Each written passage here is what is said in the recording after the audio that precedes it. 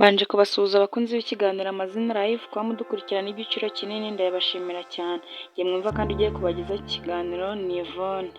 Uyu munsi nabategura izina ryiza cyane rihabwa umwana w'umukobwa ariryo Bella. Reka turebere hamwe inkomoko y'izina Bella, ibyo bakunda ndetse n'ibyo banga mu buzima bwabo. Nimucikwe mbahaye ikaze.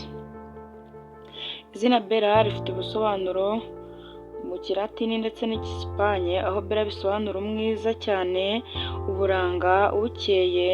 Rikaba rikomoka ku izina Bellus bisobanura umwiza, rikaba rifite icyitegererezo cy'uburanga, ineza ndetse n'urukundo. Reka turebere hamwe noneho imico cyangwa imyitwarire y'abitwa ba Bella. Ba Bella bakunda gukundwa no kwitabwaho, bagaragaza urugwiro n'ineza, bakunda isuku n'imyambarire myiza, bakunda kwiyitaho no kwambara neza. Ba Bella kandi bakunda gushaka amahoro mu bantu, akenshi baba abanyambaraga mu byiyumviro byabo. Bimwe mu byo ba Bella bakunda: ba Bella bakunda ubuhanzi n'umuziki, kwifatanya n'inshuti n'umuryango, impano n'utuntu twiza dutoya. Ba Bella kandi bakunda ibintu bituma bagaragara neza, fashion and style, kuvugana neza no kwitabwaho. Reka turebere hamwe noneho ibyo ba Bella banga.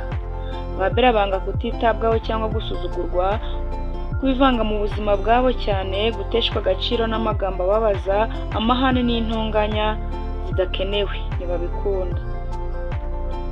Mu buryo bwimbitse, ba Bella usanga ari abantu bihagazeho, banga agasuzuguro, bakunda amahoro, kugira urukundo rwa nyarwo, kugera ku byiza bibaha icyubahiro. Kandi ba Bella bakunda gukora ibintu byongera kwizerwa kwabo. Ba Bella kandi baharanira iterambere no kugera kure. Ba Bella nanone ni abantu beza, barubaha, bagira ikinyabupfura kandi bumva abandi, bagakunda imiryango yabo ndetse n'inshuti. Bakunda amahoro, bakanga amahane n'amakimbirane mu buzima bwabo. Ubusobanuro bw'izina Bella naho burangiriye. Niba wakunze iyi video, nagusaba gukora subscribe, share, like ndetse na comment kugira ngo ntuzacikwe n'ikiganiro gitaha.